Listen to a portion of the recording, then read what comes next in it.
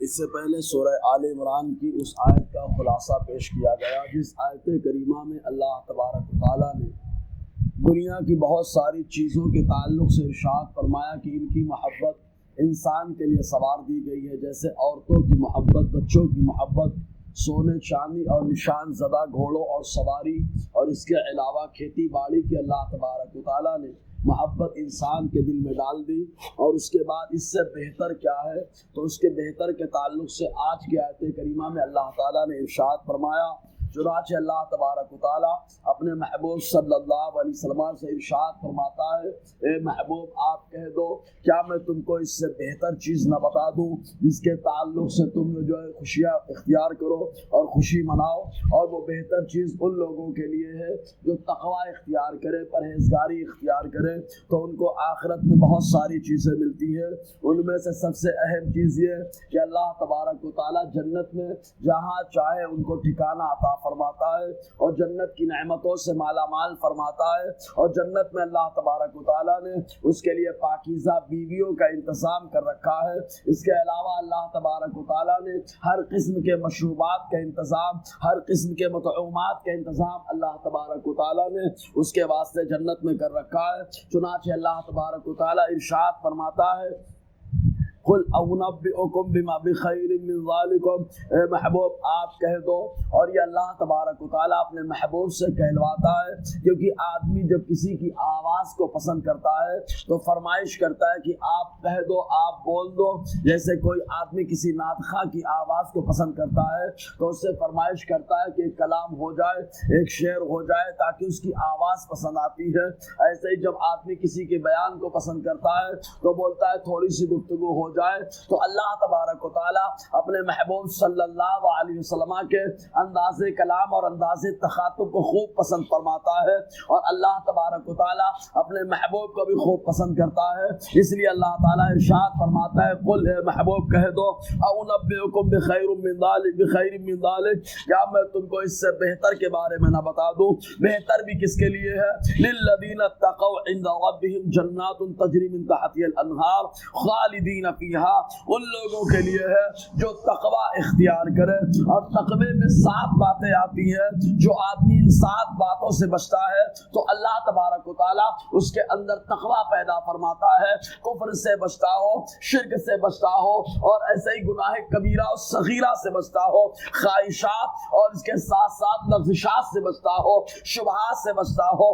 اسی طریقے سے بندہ جب 7 کاموں سے بچتا ہے تو ان 7 کاموں سے بچنے کے بعد اللہ تبارک و تعالیٰ اس کو تقوی کا درجہ عطا فرماتا ہے۔ تو متقیوں کے لیے ہے عند ربہم، ان کے رب کے حضور جنات، باغات، چونکہ جنت کئی درجے ہیں اس لیے اللہ تبارک و تعالیٰ نے یہاں پہ جمع کا لفظ استعمال کیا، جنت الفردوس، جنت النعیم، دار الخلد، دار السلام، جنت الماوا، الگ الگ اس کے نام ہے، اس لیے اللہ تبارک و تعالیٰ نے جمع کا لفظ استعمال کیا۔ تجری من تحتها الانہار، جن کے نیچے نہریں رواں ہیں، نہریں بہ رہی ہیں۔ وہ دریا کس چیز کے بہ رہے ہیں؟ تو اللہ تبارک و تعالیٰ نے ایک دریا دودھ کا جو ہے جنت میں بنا رکھا ہے جو وہاں سے بہے گا، اور اس کے ساتھ ساتھ اللہ تعالیٰ نے شراب طہور کا دریا بھی ہے جنت کے اندر۔ اسی طریقے سے اللہ تعالیٰ نے خالص میٹھے پانی کے میٹھے پانی کے انتظام کے لیے ایک دریا کا اہتمام فرمایا ہے، اور ساتھ ہی ساتھ اللہ تعالیٰ نے شہد کا دریا اس کے لیے بھی انتظام فرما دیا۔ دنیا میں شہد مکھی سے پیدا ہو، شہد کی مکھی کے ذریعے سے، لیکن جنت میں اللہ تعالیٰ اپنی قدرت سے پیدا فرما رہا ہے۔ اسی طریقے سے دنیا کے اندر دودھ کوئی مادہ جانور سے پیدا ہو، لیکن اللہ تبارک و تعالیٰ وہاں اپنی قدرت سے پیدا فرما رہا ہے۔ دنیا کی شراب ناپاک اور بدبودار ہو جو کسی نہ کسی چیز سے بنے، لیکن اللہ تعالیٰ جنت کی شراب خوشبودار اور اس کے علاوہ ذائقے دار، نہ اس میں بدبو ہے نہ اس میں ناپاکی ہے، بلکہ پاکیزہ شراب ہے، اس کو اللہ تعالیٰ نے انتظام فرما رکھا ہے۔ تو اللہ تعالیٰ فرماتا ہے نہریں ہیں، جنات ہیں جن کے نیچے نہریں رواں ہیں، خالدین فیہا، جس میں وہ ہمیشہ ہمیش رہیں گے، وازواج مطہرہ، اور پاکیزہ جوڑے ہیں یعنی بیویاں ہیں۔ اب پاکیزہ جوڑوں سے مراد یا تو یہاں پر حور ہے کہ حدیث پاک میں آیا کہ ادنا جنتی کے مرتبے میں اللہ تعالیٰ یہ شان عطا فرمائے گا کہ اس کے نکاح میں 70 حوروں کو جو ہے عطا فرما دے گا۔ اور تو یہاں پر الگ الگ قسم کی عورتیں مراد ہے کہ اللہ تبارک و تعالیٰ نے پاکیزہ جوڑوں کا انتظام کیا کہ دنیا میں جو عورت ہے وہ اپنے شوہر کے نکاح میں جنت کے اندر رہے گی، پھر اور الگ اس کے نکاح میں رہے گی۔ اس طریقے سے اللہ تبارک و تعالیٰ نے جمع کا استعمال فرمایا اور پاکیزہ فرمایا اس لیے کہ دنیا کی عورتیں اخلاق میں کبھی کبھی بڑی غلیظ ہوتی ہے، بڑے خراب جملے استعمال کرتی ہے، پھر مزید یہ کہ بدن سے بدبو آتی رہتی ہے، یا اس کے علاوہ وہ ناپاکی کی حالت بھی ہو جاتی ہے جس کو حیض و نفاس کہا جاتا ہے۔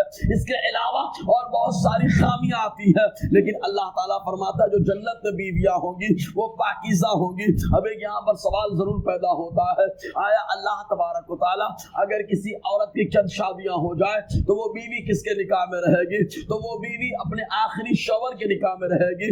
یہی وجہ ہے کہ انبیاء کرام کی بیویوں سے نکاح کرنا امتی کے لیے درست نہیں ہوتا، اس لیے کہ تاکہ انبیاء کرام کے ازواج مطہرات جب جنت میں آئے تو انبیاء کرام کے نکاح میں رہے۔ میں کہہ تو اللہ تعالیٰ فرماتا ہے پاکیزہ بیویاں ہیں ان کے لیے۔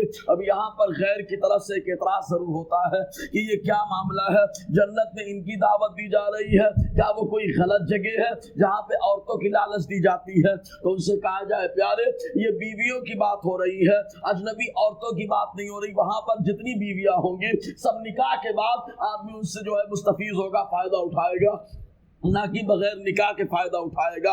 وَرِضْوَانٌ مِّنَ اللَّهِ، اور اللہ تعالیٰ کی طرف سے خوشی ہوگی کہ اللہ تعالیٰ جنتیوں سے فرمائے گا اے جنتیوں سن لو، کیا تم نے میری جنت کے اندر کوئی کمی کسی نعمت میں دیکھی ہے؟ تو وہ کہیں گے نہیں یا اللہ۔ تو اللہ تعالیٰ ارشاد فرمائے گا اب ایک نعمت میں تم کو عطا فرماتا ہوں، اور وہ نعمت یہ ہے کہ اللہ تعالیٰ ارشاد فرمائے گا جنتی خوش ہو جاؤ، میں ہمیشہ کے لیے تم سے راضی ہو چکا۔